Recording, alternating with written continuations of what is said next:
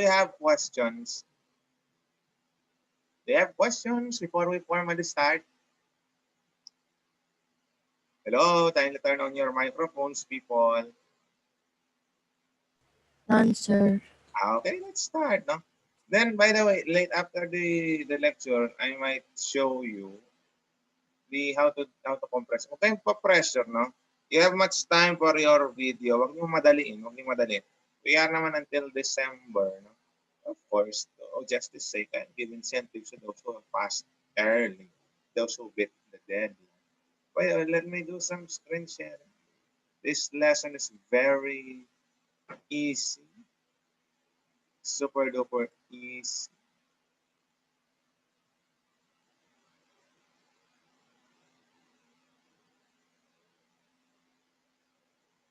Let's wait, it's loading. Yan ang bagal-bagal. Let's wait.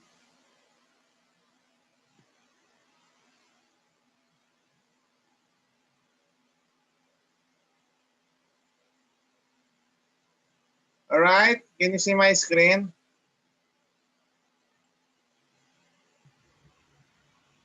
Do you see my screen? Loading pa lang No, po. Hindi pa po. Loading. Oh, let's wait for it now. Loading, loading. Hello, Converge. Hello, PLDT. Hello, Globe. Okay na po, sir. Okay na po. All right, what can you see on what can you see on your screen? Capitalization. Capitalization. We will talk about this topic, basic topic of capitalization.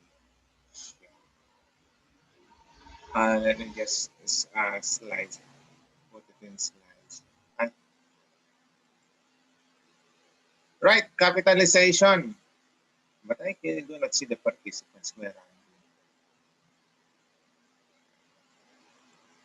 are you? Ayun. All right, capitalization. So, what is your idea first of capitalization? Anyone? What do you think this topic is all about? Chelsea, come on. Your idea first.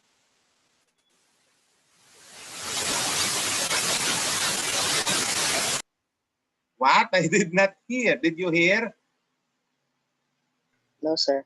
No, sir. Chelsea again. Was there a problem with your microphone? Nakasulat po sila sa capital letters. These are the guidelines, the basic rules on when will you capitalize a word. Kailan ka ba magka-capitalize? Actually, this is very basic.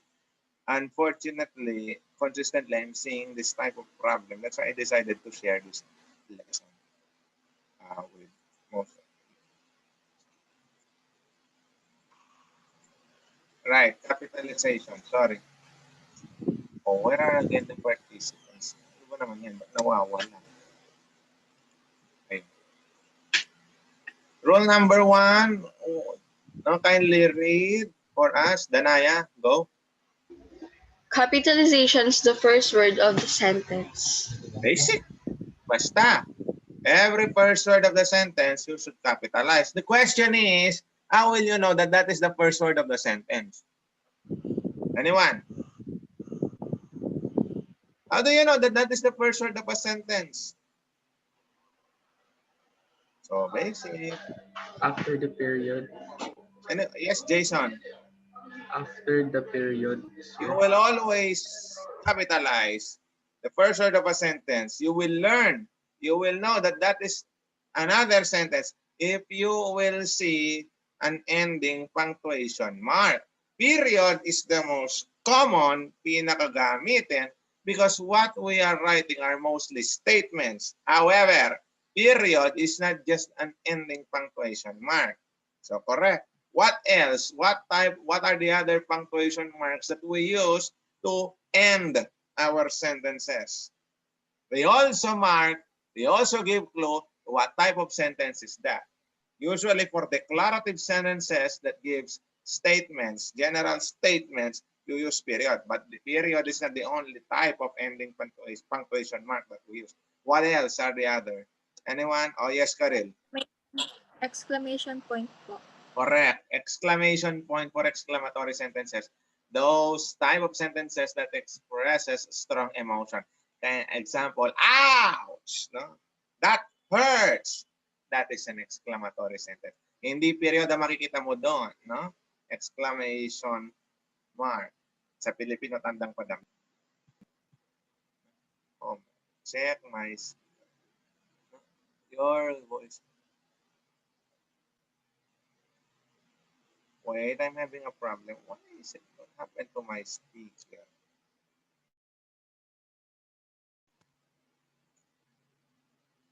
Power on. Now what's happened?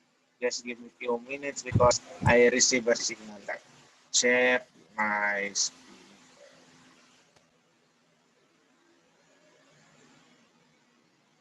Your internet connection is unstable. Ano ba naman? Why am I having this type of problem? Can you hear me? Hindi po. Yes, sir. Yes, sir. Naririnig po. Okay naman pala. Oh, let's proceed. Next. Sayang ang oras. So, look at this. There, capitalized. Pioneers push the American frontiers. Capital. Next. All right. Kindly read. Like to read.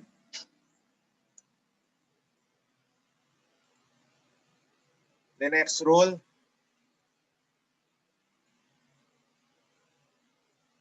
Let's hear from Princess. Kindly read. Rule number 2, capitalize the first word of the direct quotation that is a complete sentence. Right. Capitalize the first word of a direct quotation that is a complete sentence. Actually, you have here just one sentence. Kaya lang, if you will try to study it, within this isang sentence, meron ka pang isang sentence na nakapaloob. That is, the pioneers acted very bravely. This is a dialogue, a quote. Someone, isang bagay na sinabi ng isang tao, direct words niya. Quotation ng tawag doon. Since this is a whole sentence, nakapaloob, ang clue nyo, quotation mark. Since whole sentence yan, and how will you know? May subject, may verb, may complete thought. Pioneers ang subject, verb acted out, complete naman ng idea. Yan, ikakapitalize mo. Kahit na nakapaloob siya sa isang sentence. Do you understand? Kapag ka may lines na, magko-quotes na kayo, and yung susulat nyo naman inside the quotation mark, it's a whole sentence, capitalize it. Is that clear? Is that clear? Okay. Yes. Next. Rule number 3. No? Kindly read for us, Mads. When a quoted, ito pa rin po yung rule number 3. When a quoted sentence is interrupted by explanatory words, such as she said, do not begin with the second part of the sentence with a capital letter. What are, thank you, Mads. What are explanatory words? Aba, you started your quotation, pero pinutol mo. No? They left their homes. That is the start of the quotation. Kaya lang, you did not continue it. Merong kang interruption. Said Kyle. Remark by Kyle. Commented by Kyle. Usually, mga ganyan. And then, continuous mo na. So, they could improve their lives. So, is your continuation. You will not capitalize this. Bakit? Continuation lang siya nitong naunang part. No need to capitalize this because this part, this second quote, so they could improve their lives, it's just not a separate element on its own. It's just a continuation. Kinapital mo na yung they, so no need. Naantala lang siya nitong said by Kyle. So you will not capitalize that. Okay, is that clear? Yes, sir. Let's continue. Yes, sir. Number 3, when the second part of the quotation in a new sentence, put a period. Happen, nawala yung iba. Put a period after the interrupting expression and begin the second part of the quotation with a capital letter.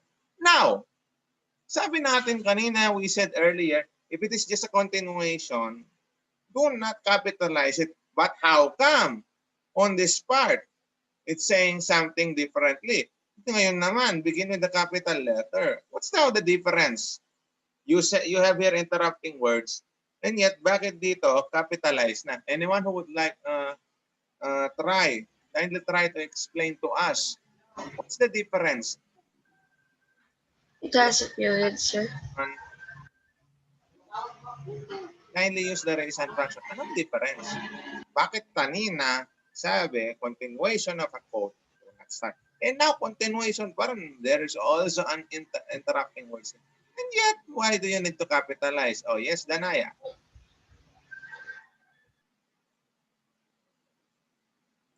Danaya. It has a period, sir.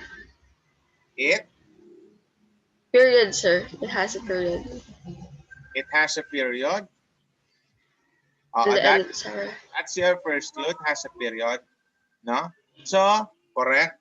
If it has a period, what does it signify? Yung period, ano ngayon ang sinisignify? What does it signify? Other students naman. Mads, sige. You're raising your hand. Yung period po na punctuation mark, ibig sabihin po nun, tapos na po yung sentence or yun na po yung ending ng sentence. Brilliant. Ibig sabihin, yung sentence na yun, kahit na related, even though this quotation, they also wanted to build new homes, is related to idea of many items one is for the rich farmland. Since this is already completed its own at may period na doon at new thought, new idea na to, new sentence. That is why again, kahit may interrupting words ka dito at quotation mark ito, you will begin it with a capital letter. Since it is a new sentence, a new idea, and nag-end na to. Yung kanina, hindi pa complete yung sentence, may interrupting words ka na. Kaya nga you will not capitalize it. But here, the first quotation is already complete on its own, followed by the interrupting words. And then there is another sentence. It's just so happened that the new sentence is a quote also, a quotation. Nonetheless, you will capitalize it. Ang general rule, basta new sentence, new thought na yan, no, capitalize it. Clear? Is that clear? This is very useful for those who are chismosan, the relatives of chisca. Na mga nahilig mag-quote, sabi niya, etc. etc. Rule number 4. Rule number 4, kindly read for us. Let's have Sean, kindly read. Come on, Sean. Rule number 4. Sean, open your cam. I want to see your beautiful face. Ah, so wonderful. Oh, go on, Sean. Go on. Do not capitalize an indirect quotation. What? Can you hear? Does not appear in quotation mark. In quotation The mark. word that. It's often introduced by the word that.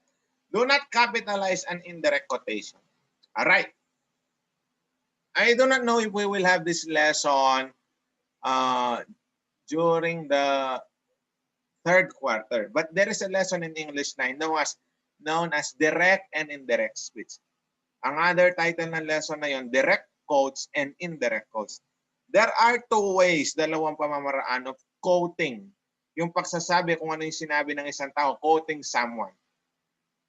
Ba, narinig mo, ganito yung sinabi ng tao. Paano mo isusulat yun? Paano mo i-report? There are two ways. The first one is what we call direct quotation. Direct quotation is what you have seen earlier. Ano ang clue mo for direct quotation? Meron kang quotation marks. Sasabihin mo exactly the words, the lines of the person. Kanya nga, after nung exactong line niya, dialogue niya, meron kang sinasabi, said by Jan, o reported, commented, etc.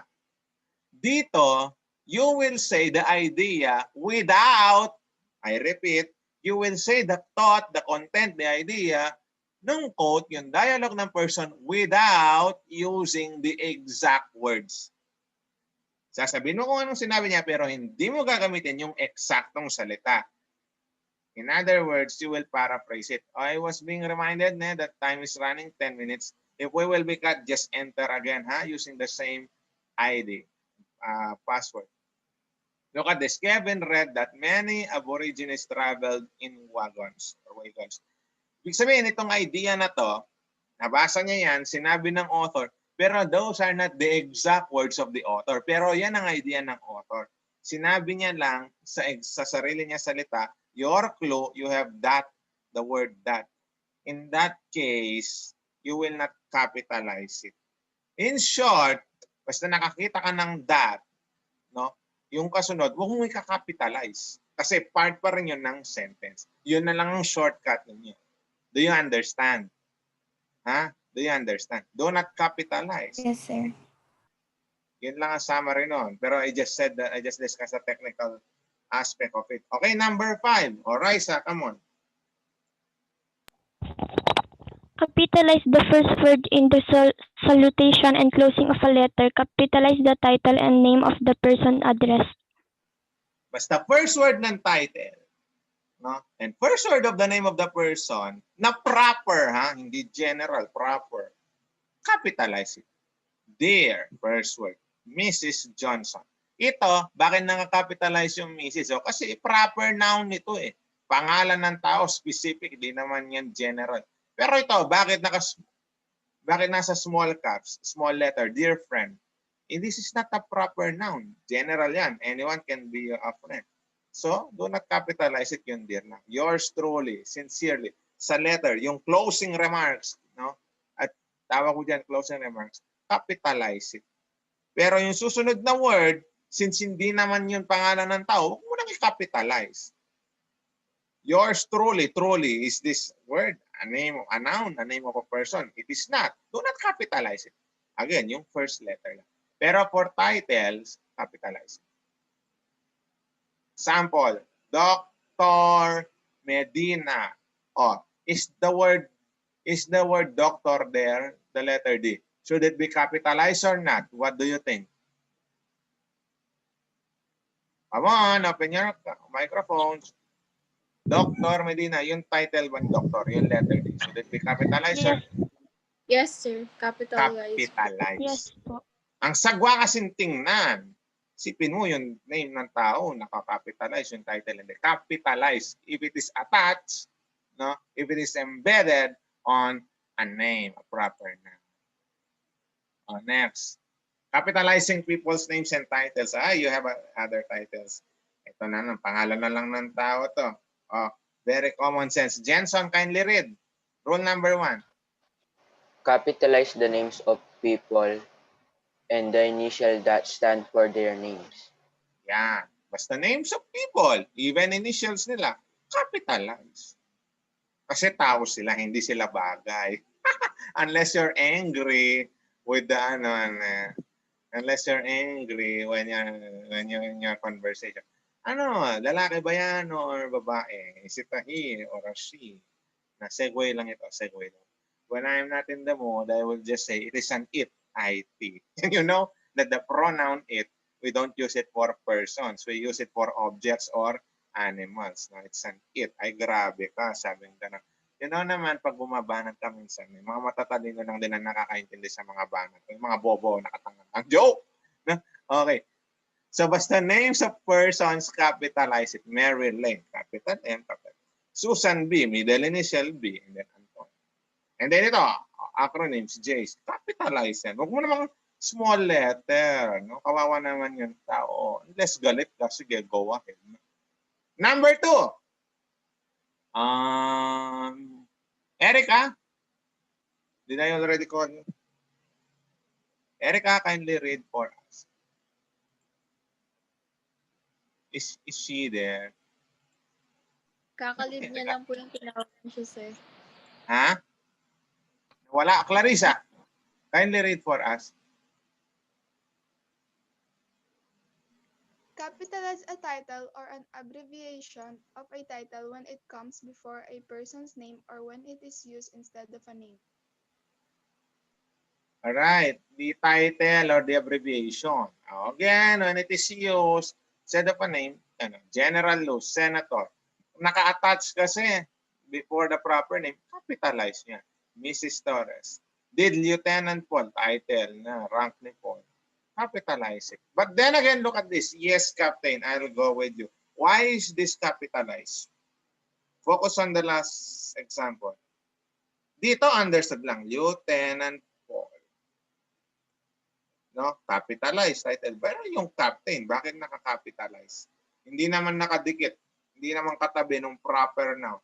What do you think is the reason? Anyone? Kindly use the raise hand function of Zoom. Anyone? What do you think is the reason? Ito, obvious ito. Capitalize mo, nakadikit. It's attached, it's embedded, it's beside the name of the person. And how about this? Yes, Captain. Come on. Last 5. Yung captain, bakit kaya naka-capitalize?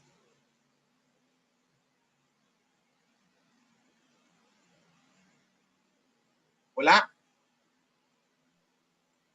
Let me see. Mads, would you like to try?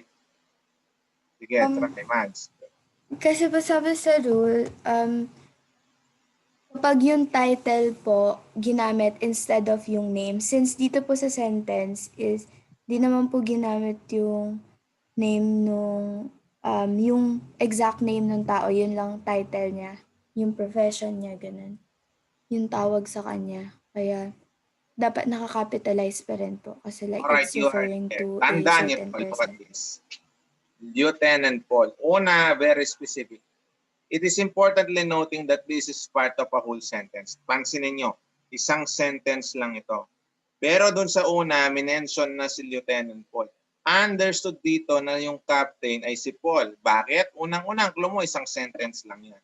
Kapag pampalit lang, instead na ulitin within a sentence, yung specific person or kahit pa sa paragraph na yan, ulitin ko, kahit sa paragraph na yan, pero meron ka na priorly, before that, at the early sentences mo, minention mo na and clear naman in your idea kung sino yung title na yun, kung sino yung captain na yun, then capitalize it. Kung ginagamit mo siya as pampalit, kesa sa kompletuhin mo lang na Captain Paul. Kasi understood yan eh. Kung kukompletuhin mo lang yan, yes, Captain Paul, I'll go with you.